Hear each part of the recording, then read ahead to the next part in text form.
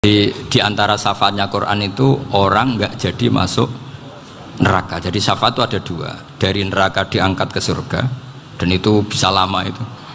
Tapi kalau syafaatnya Quran itu yang belum masuk neraka supaya nggak jadi masuk neraka.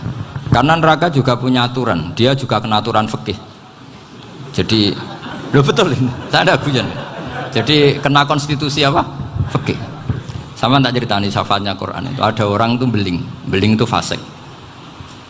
Itu dihafal surat Tabarok. Hafal betul. Tabarakalladzi biyadihil mulku wa huwa ala kulli syai'in qadir alladzi khalaqal mauta wal hayata. Pertanyaannya gini, boleh enggak orang menginjek surat Baqarah? Boleh enggak? Enggak. Padahal orang hafal Quran itu artinya ayat itu ada di hatinya. Fa inna wa ta'ala la yu'adzibu qalban wa al-Qur'ana. Allah tidak akan menyiksa hati yang menyimpan Quran, yang jadi flash disknya Quran, yang jadi rekaman Quran. Singkat cerita orang ini hafal. Pas ketemu Mungkar Nakir prosedur kan, ini orang fasik mau diantemin sama Mungkar Nakir. Prosedur ya, dia kan prosedur standar. Si surat Tabarok akhirnya menjelma jadi seseorang yang gagah berani. Kamu nggak boleh nyiksa orang ini. Saya ini kalamullah. Kalau kamu nyiksa dia berarti nyiksa saya. Kamu berani sama kalamullah? Wah ya tidak berani jadi Mungkar Nakir. Tapi orang itu nakal, harus saya gebukin. Tapi kata Quran tadi, tapi saya di situ pasti kena saya. Oh debat, nggak ada lajnahnya, ini nggak ikut. Kalau Gus Firjon ikut jadi lajnah. Kalau jadi lajnah pasti kroninan. Kalau santrinya dimenangkan. Wah, akhirnya debat. Ya sudah kita ketemu Allah. Akhirnya Mungkar Nakir sama Quran tadi surat Tabarok datang sowan sama Allah.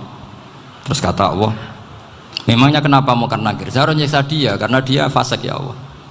Memangnya kenapa surat Tabarok? Saya ada di situ. Menurut aturan orang tuh nggak boleh injak-injak Quran. Kalau dia nutuk saya, nutuk Quran, itu harus dikasih tahu fikihnya Mungkar Nakir. Akhirnya Allah ngendikan gini ke surat Tabarok. Ya sudah terserah kamu. Kalau terserah kula Gusti, Mungkar Nakir nggak boleh nyentuh orang ini. Ya sudah selamat. Sehingga terus itu sama baca di termasuk mujizatnya surat Tabarok di tafsir Ibnu Katsir banyak. Karena tadi logikanya malaikat itu juga kena aturan fikih. Sehingga banyak ulama termasuk Said Muhammad ngendikan pertanyaan Mungkar Nakir itu tidak semua orang kena. Kalau semua orang kena nanti kalau tanya Nabi Muhammad, waman nabiyuka? Kacau kan jamnya. Nabi kamu siapa? Lu saya ini nabi. Ya kan? Lah nanti kalau pas ketemu Nabi Ibrahim, waman abuka? Jadi repot kan? Makanya ada kiai yang guyon kalau ditanya, marab buka? Saya ini guru tauhid sembrono. Saya ini ngajar Ummul Barohin, kamu tanya marab buka? Masyhur itu keramatnya Imam Malik itu. Ada Ashabu Malik, rajulun min ashabi Malik. Beliau ditanya Mungkar Nakir, marab buka menabiuka? Imam Malik datang, ini seumur-umurnya itu ngajar tauhid. Kamu bedai nggak sopan kamu. Dan kita berharap barokah sampean ngaji nanti itu. Yes. Malaikat itu anak sungkane itu. Jadi itu. Dan saya meskipun guyon itu serius. Bedanya orang alim sama ndak itu di situ. Kalau orang alim itu guyon itu masih bener, masih serius. Coba saya bacakan ayatnya. Ala inna auliya Allahi la khaufun alaihim wa lahum yahzanun. Terus lahumul busyra fil hayatid dunya fil akhirah. Artinya kalau Mungkar Nakir dengan penampilan garang gitu, berarti ada ketakutan apa enggak? Ada. Padahal ciri utama walinya Allah tidak ada ketakutan. Makanya itu termasuk dalilnya Sayyid Muhammad. Tidak semua orang alami seperti itu karena wali-wali itu la khaufun alaihim wa lahum yahzanun. Wah anak kiai ketemu Mungkar Nakir cok tidur wedek. Iku dreseke ora kok pertanyaan tok nak konan santri piye. Lho isen wis kiai dihanjuti Mungkar Nakir. Malu gak kira-kira? Mesti pelengahan konan santri piye? Nak jawabannya gampang karena pernah ngajar tauhid. Makanya Sayyidina Ali ini cerita ini ada di kitab Nurul Dholam. Sama lihat di kitab Nurul Dholam karangannya Syekh Nawawi Banten. Itu Sayyidina Ali itu ya, andekan orang biasa mungkin ya agak-agak hasut, tapi ini wali gak boleh kamu katakan hasut. Dia itu mangkal sama Umar. Orang kok setiap orang pernah dibentak. Apa dia berani bentak Mungkar Nakir? Penasaran dia.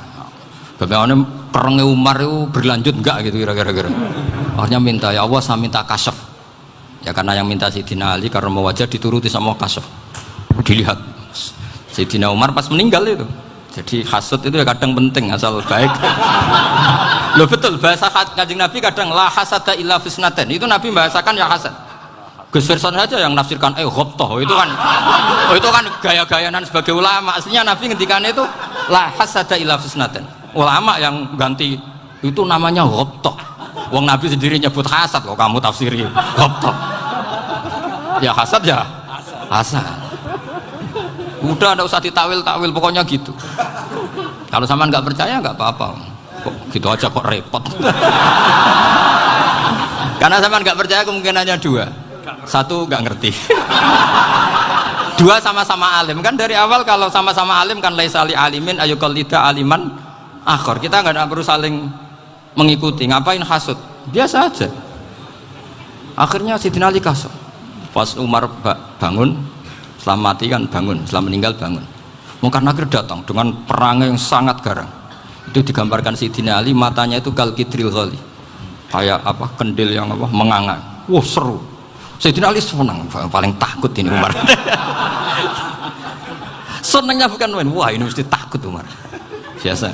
Ternyata enggak, Umar malah bangkit. Woi, Mungkar Nakir.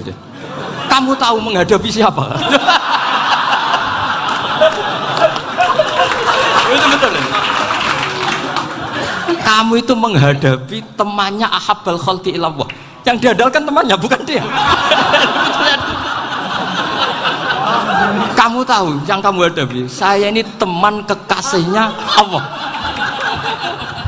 Jadi boleh kamu mengandalkan Mbak Virjon.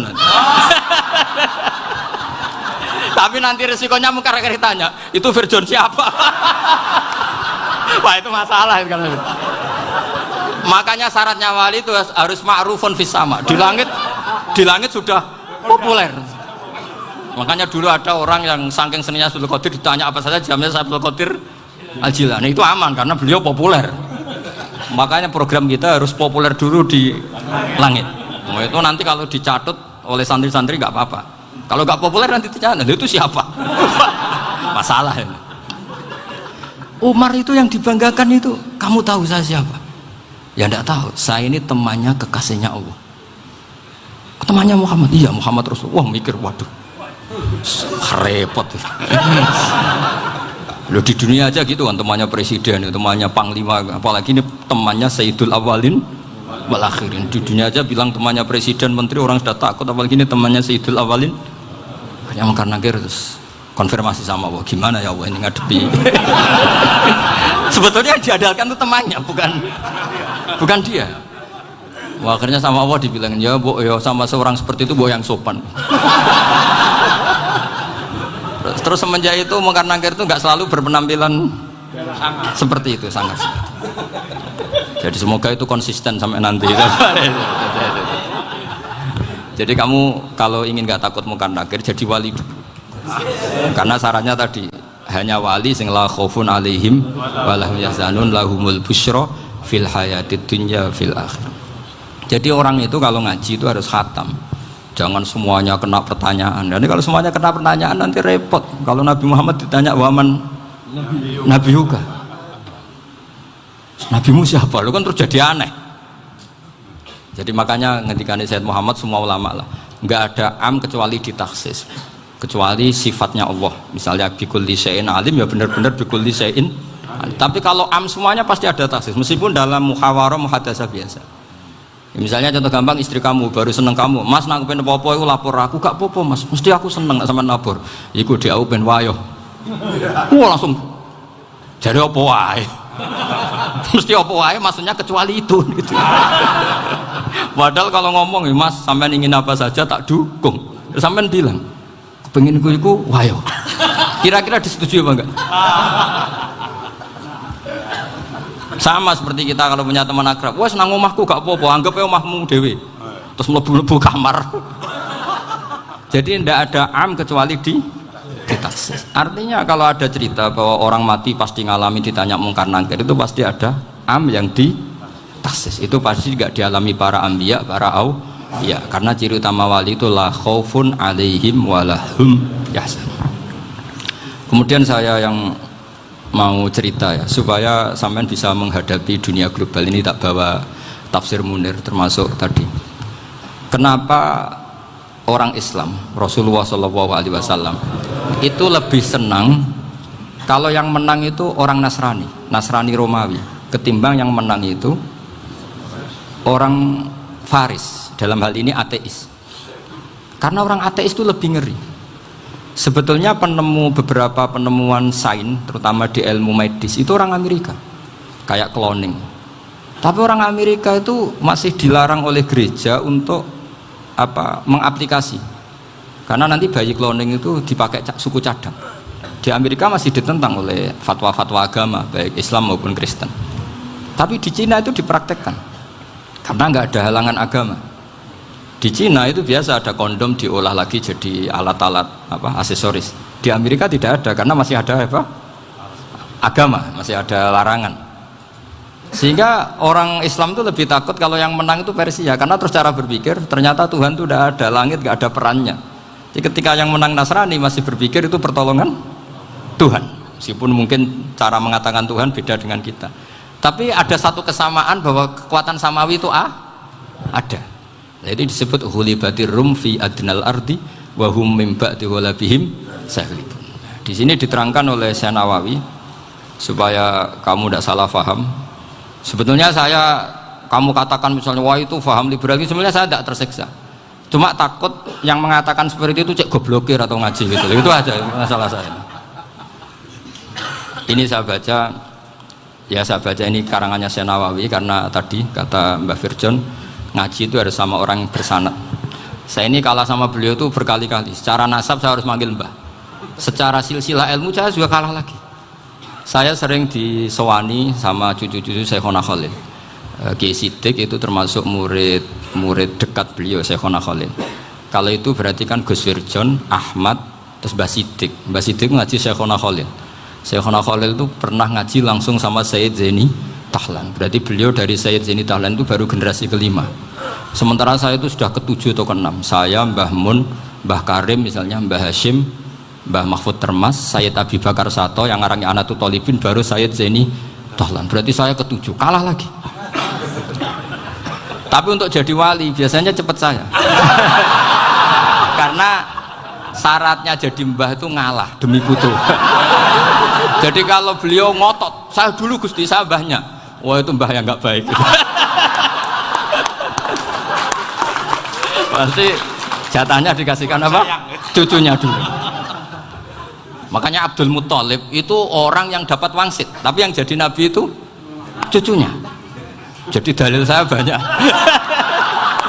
Sebenarnya Abdul Muthalib itu sudah sering dapat wangsit. Karena saya bahasakan wahyu, Nabi yang protes, enggak nabi kok dapat wahyu. Tapi sebetulnya Abdul Muthalib itu masyhur. Kalimat-kalimatnya menunjukkan bahwa beliau itu sudah dapat wahyu kalau nanti cucunya itu jadi apa? Nabi. Makanya senangnya bukan main Abdul Muthalib sama Rasulullah. Putu seneng, mbah seneng putu. Jadi mungkin, jadi sampean enggak usah protes loh. Yang jadi wali kok cucunya. Betul. Dulu Mbah Hamid Pasuruan itu kalau Mbah Ahmad Siddiq ke sana, Mbah Hamid Pasuruan kalau manggil Mbah Ahmad Siddiq itu paman. Tapi pamannya minta ijazah ke ponaan. Apa ya gara-gara itu memang. Kalau itu masih berlaku apa? Ngalah tadi. Kayaknya masih apa? Hawane masih. Hawane masih. Karena melihat tren-tren langit masih gitu kayaknya masih. Masih itu. Ya, tapi mbahnya tetap dapat jatah, tenang saja nanti. Tapi memang sebaiknya mbah itu legowo. Rasulullah Muhammad SAW itu terkenal min dzurriyyati Ibrahim. Tapi kata Rasulullah, ana dakwatu Ibrahim wa bisyaratu Isa. Aku nganti ngene iki barokah dongane Nabi siapa? Ibrahim. Jadi dongane Nabi Ibrahim ya tiba teng putu. Jadi banyak bukti bahwa jatuhnya aku putu gitu. Tadi saya di kamar sama beliau berduaan. Nih Mbah sing dadi wali di sini, aku wae Bang. Cocokan tadi. Nah, kenapa saya akhir-akhir ini gulirkan daftar wali? Kenapa? Saya ini resah ya, orang sudah ingin dicintai pejabat, dicintai tetangga, dicintai teman. Tapi kadang-kadang orang lupa lagi dicintai apa. Makanya saya meskipun guyon, tapi ini amdan, bukan sahwan. Supaya orang punya cita-cita lagi jadi wali, ingin dicintai Allah. Kita ini terlalu lama ingin dicintai makhluk, dicintai makhluk. Mbok ya naik kelas sedikit. ingin dicintai Allah Subhanahu wa taala. Meskipun saya guyon tapi tadi guyon